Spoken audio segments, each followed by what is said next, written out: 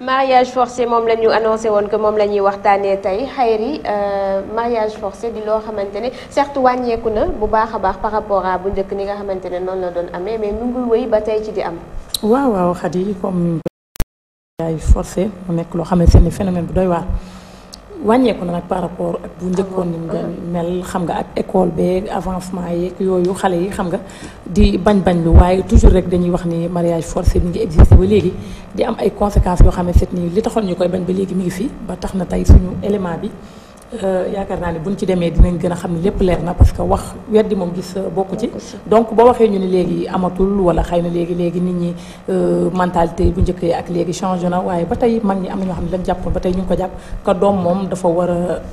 waajuram dafa war a jiitu rek mu topp ci ginnaawam wala nit ki dafa war a am kilifteef ba léegi loolu am na ci parents yoo xamante ni ba tey loolu la ñuy dund te loolu la ñuy doxal aussi ba tax na tey élément bi nga xam ne loolu la ñu andi daanaka ci loolu lay wax. D'accord ñu dem ma xooli ko donc.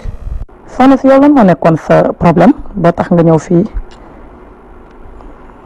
waaw man jànq laa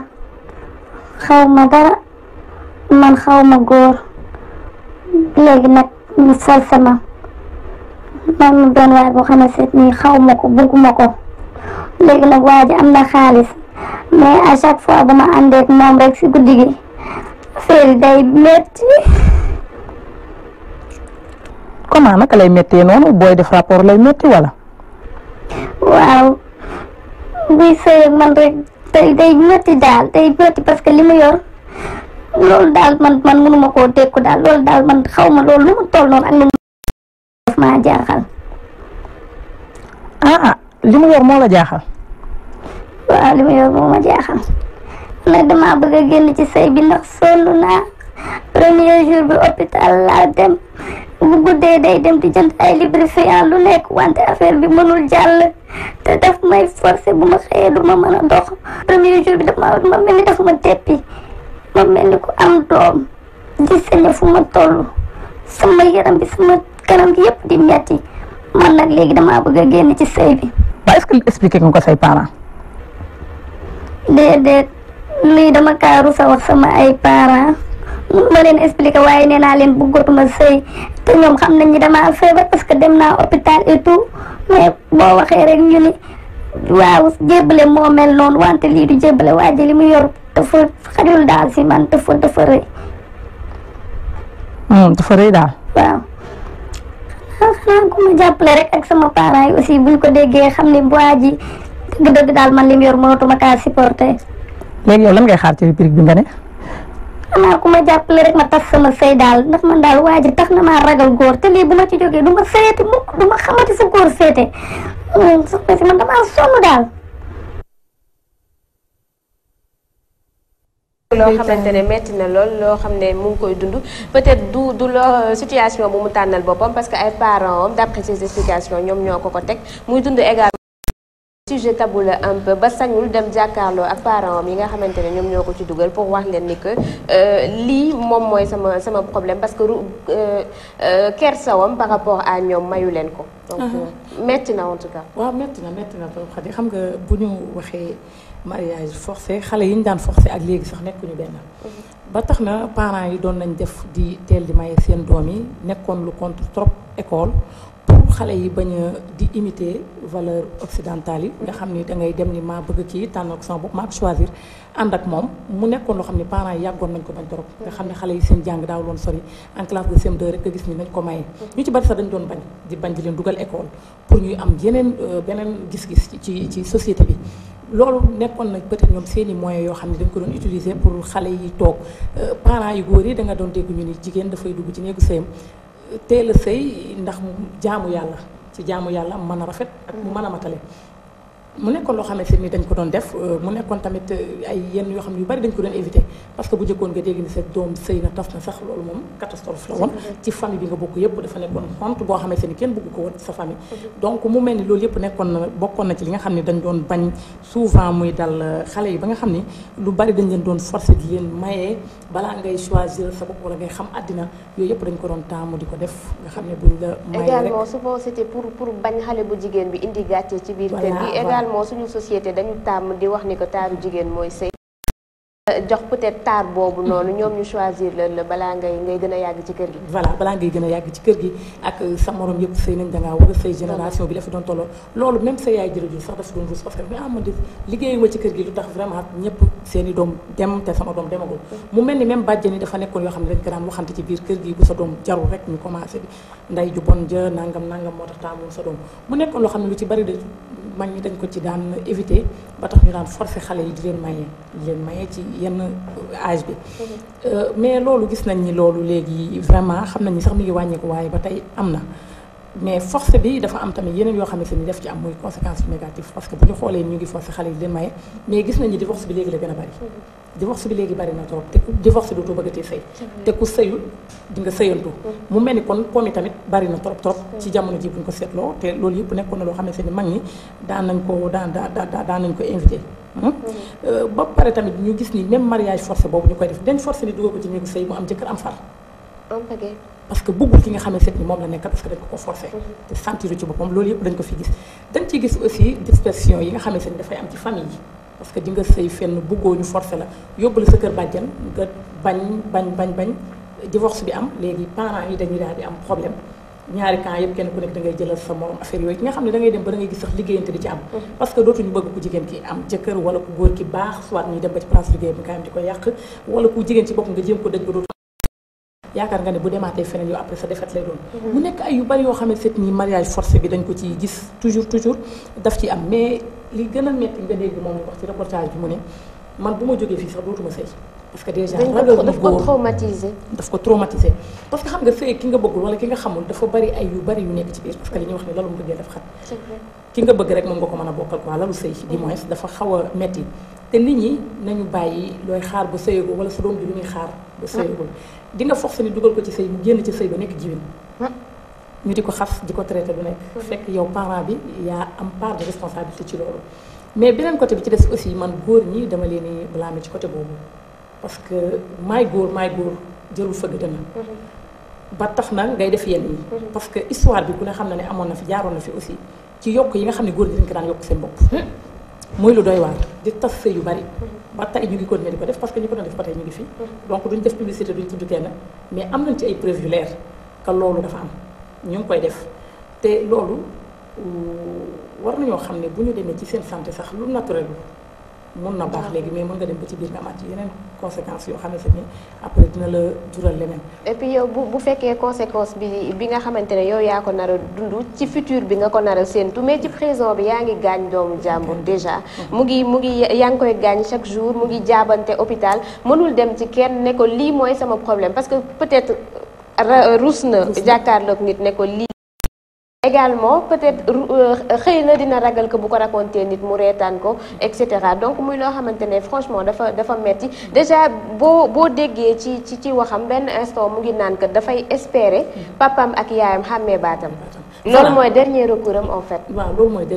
mooy dernier recours bi parce que boo gisee ni mi ngi dem hôpital sax mi ngi ñëw mais du expliquer carrément ni moom waa ji lii la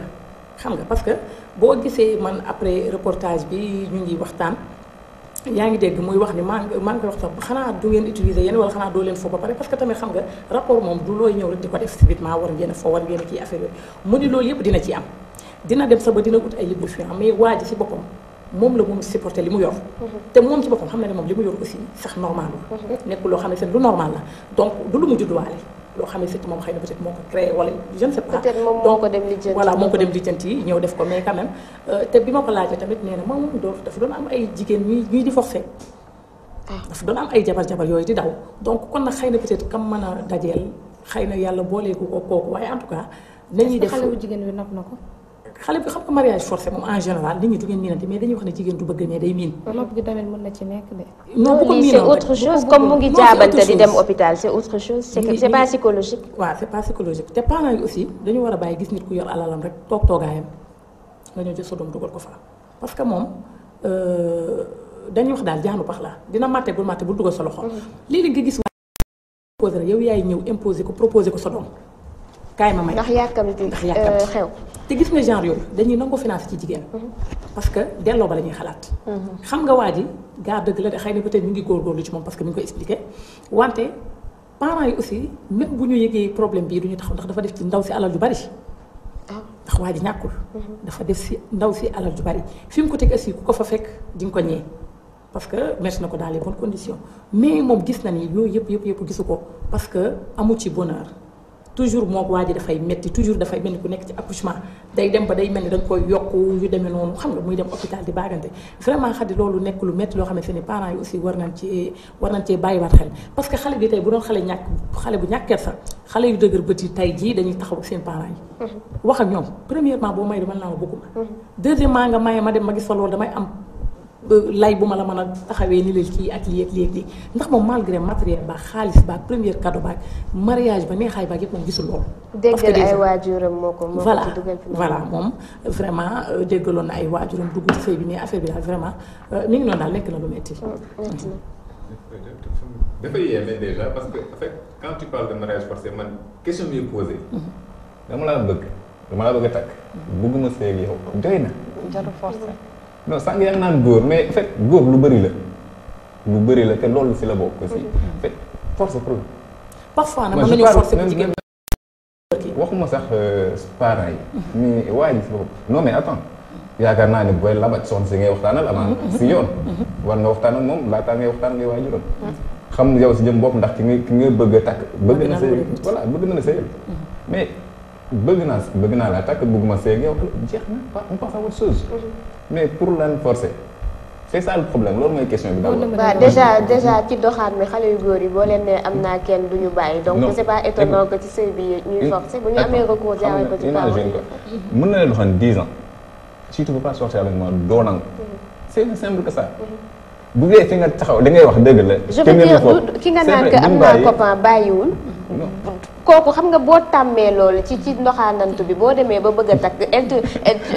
bëgg nga ko vraiment nga gis ni que parents yi moom foofu recours bu yomb la mën nga jaar ci ñoom tu le fais en te disant justement phrase boobu nga xam ne sénégalais ils ont l'habitude de le dire jigéen du bëgg day miin bu ma ko takkee def ci moom li ma war a def ci moom tôt ou tard il va m'aimer. et puis sax mën na bañ mariage bi mais parents yi mën nañ ko forcer xamal ko de telle sorte que ni ko waa ji bis bu ñëwee la bëgg naa la kan ko bëgguma la rek mooy sa dee. comprendre ko wala di nga génn kër gi menace ko affaire yooyu. xëy même sans menace am na ñoo xam ne lu leen seen parents wax dañ ci seen waxu waajur en fait waaw rek lañ ciy teg. alors Khayri bu ñu waxee mariage forcé dañuy wax dañuy faral di jàpp ne parents yi dañuy wax dama la may diw rek bul ci teg baat la léegi parents yi dañu lay jugal avant même nga xam ci dara une fois nit koo xamante dañ koy waxee ñëw na di la fréquenter rek déjà jugal nañ la ba nga xamante ne bu ñu la waxee say waaw ngay wax te yow doo xam sax lañ la ñu wax donc loolu yëpp ci xeetu mariage forcé la boo demee nag ba ci biir affaire yi toj xam nga lu dul dëgg du yàgg après affaire yi commencé comme Aïcha nu ma ko waxee sànq peut-être gel bi bu fekkantoon nekkoon na nag waa ji avant peut-être dina mën a xam degré waa ji fu mu toll ba nga xam ne du dugg ci moom wala amaana dina xoolaat bu baax balaa muy dugg ci moom waaye aussi moom na xam ne loolu ku jigéen ki war na ko ci indil loolu mën na ko ci indil ay feebar yu bare man su ma doom moom même su waxul ak ay parents moom dina dem wax ak médecin bu koy suivre mu woo jëkkër ji ñu xool yan solution la aussi Khayri xam nga man des fois damay xaw a jaaxle déjà da ngay gis góor wàcce commencé di mel ni kuy am combat di bëri jàmbulu fii ay kii ay nu mu tuddati jinjeer defarlu fii lii wala ñu ne la di day takk jabar rek nga commencé xëy nan boo war leen ginaar yi daw dem comme si que combat de lutte nga am mais amoo combat mais sëy bu amul douceur lan la war a am mais bu fekkente sa jabar koo xam ne da ngeen di partager lal nga bëgg fa xeex ak moom day dem ba am na fi jigéen ñu bari ñoo xamante ne nii góor ñoo tax ñu dem nekk lesbienne comme ñu ko waxee loolu dama la koy confirmer am na ci jigéen ñoo xam ne dañoo ragal sëy ba bu ñu waree tëdd ak seen jëkkër du ñu lekk xam nga lu tax parce que seen jëkkër yi combat de lutte lañ ko jàppee de journée bi bu ñu xamee tey nañ seeg seen jabar nga gis ñu commencé di fëxër di foog ni ñoo ci nekk mais nekkuñu ci jigéen ñëpp a yam ñun man ak samay morom ku ci nekk dangaa bëgg loo xamante ni moom moo dal sa xel mais sa jabar la sa yël ak moom ci moom dina ceeg bànneex mais dafa am góor yu égoïste góor yoo xam ne yoo leen li jëndiwuñ ko pour ñoom xeex bi rek moom moo ci am importance mais ku jigéen ki amu ci importance or que loolu après dina jàpp ko jigéen ki jigéen ñu ci bari ñu ngi sëy nekk ci ay conditions yu bien nekk ci ay kër yu neex di jeex tàkk kenn xamul leen jeexal fekk na ci kaw lal ba la ñuy jeexee jigéen nekkul machine nekkul koo xam ne dangaa war a bëreek moom lépp looy def ak moom da nga koy def en douceur jigéen ñu ci bari sëy moo tax ñu jeex danga naan ñii kii dañuy yàq der des fois nga di góor ne kii day yàq sama der mi ngi lekk mi ngi naan jeex xamoo lan la mën na nekk sëy ba donc mu nekk loo xamante ni ñun duñu ci faral faral di wax te fekk na xale góor yi ñu ngi rey seen jabar yi tax nañ jigéen ñu bari bëggatuñu góor wala ñemeetuñu sëy donc ndaw si man na dem ci médecin bu koy suivre ñu woo jëkkër ji ñu taaj ko ñoom ñiy médecin ñu xool jëkkër ji lan moo nekk ci affaire mais comme ça buñ ko mënee faj ñu faj ko parce que lii moom mënul continuer vraiment